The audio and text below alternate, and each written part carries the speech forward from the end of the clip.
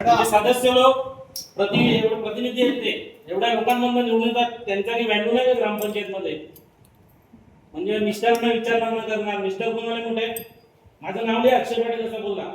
आम्ही एक मैदानासाठी ठराव घेतलेला 26 जानेवारीला, बरोबर. तुम्ही आम्हाला प्रोसिडिंग मध्ये त्यांच्या मॅडमची फक्त सही राहिली, तर मॅडमने डायरेक्ट आमच्या गुन्हा दाखल केला पोलीस स्टेशनला. आम्ही वैयक्तिक कामासाठी ना गावासाठी आम्हाला तिथे देणं अर्जंट होतं, ऐका देणं अर्जंट होतं. आमचा गुन्हा दाखल करून प्लस ती कॉपी बिल्डरला पण दिली त्यांनी, सरपंच मॅडमने.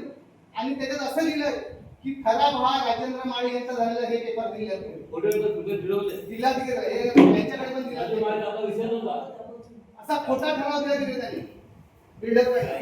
ही पोलीस कमिशनरची नोंद कॉपी इकडे दिली, खराब हा राजेंद्र माळी झाला ते पेपर पण आमच्यावर आहे. आता त्यांनी चुकीचं काम केलं त्याच्यावर मी काय कारवाई करणार.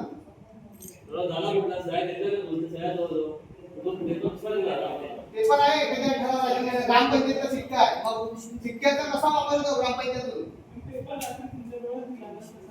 ते ना आम्ही आमचं सबमिट केलं, मग तिकडे त्यांनी काय नोंद दिलं माहितीये का, ठराव हा राजेंद्र माळीचा झालेला आणि ह्या ठरावासाठी सरपंच मॅडमची सही नाही घेतली. ही कंप्लेंट सरपंच मॅडमनी केली आमच्यावर की डायरेक्ट कॉपी बिल्डरकडे आणि अप्पर जिल्हाधिकाऱ्याकडे सबमिट करून टाकली. हे कितपर्यंत योग्य आहे. आम्ही लढतो मैदानासाठी ना. हा सरपंच मॅडमनी आम्ही गावकऱ्यात आम्हाला समजावा, केस कशाला करता. आणि मैदानासाठी लढतो ना, आमच्या वैयक्तिक कामासाठी पोलिसांना पण बोललो आम्ही साहेब, आणि आमच्या वैयक्तिक कामासाठी गावाच्या मैदानासाठी ठराव घेतलेला आहे.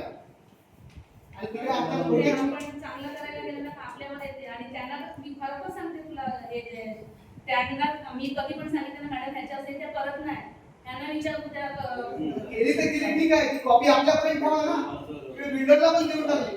आज तिने खोटा ठराव दिला लिहून, ते पेपर पण आमच्याकडे मला सबमिट करेल. तुम्ही मला लिहून द्या की त्यांनी केलेला ठराव हा राजेंद्र माळीचा चुकीचा आहे, ते तुम्ही मला लिहून द्यायचं, कारण आमच्याला अन्याय झालेला आहे तिकडे. त्यांनी असं लिहून दिलंय की ठराव हा राजेंद्र माळीचा झालेला 26 जानेवारीला.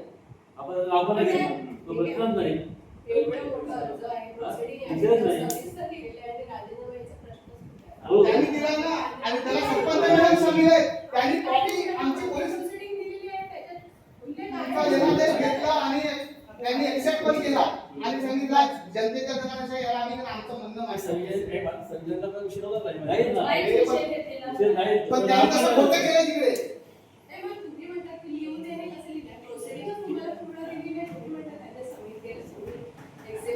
त्या प्रोसिडिंगवर नाही तारीख मिळत, नाही आवाज जबाब मिळत, फक्त जुना ट्रान्सफर घेऊन गेला ना, त्याची सही नाही बनवलंय ग्रामपंचायतीचा रिकामा.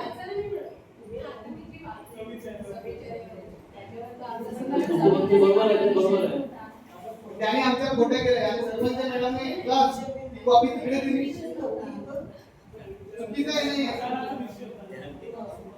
मॅडमने असं नाही करायला पाहिजे सरपंच मॅडम, आम्हाला खोट्या पडतात म्हणजे आम्ही पुढे लढलो नाही पाहिजे मैदानावर.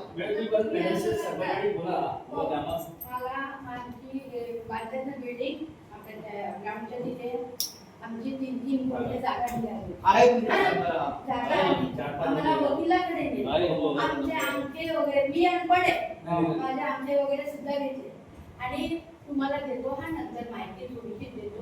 आजपर्यंत काही सुद्धा दिलं मी योग्य माणसाजवळ गेले नाही. फसवलं लोक फसवलं आता गावाला फसवलं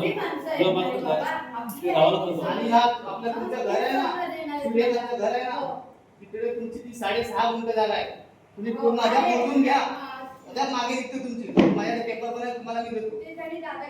दादागिरी ना पेपर आहे, तुमच्या नावाचं हे आहे. 6.5 गुंठ जागा आहे तुमची, तुमचं घर आहे 2-2.5 गुंठ. तुम्ही माझ्या जागा मला पेपर देतो. 6.5 गुंठ जागा आहे.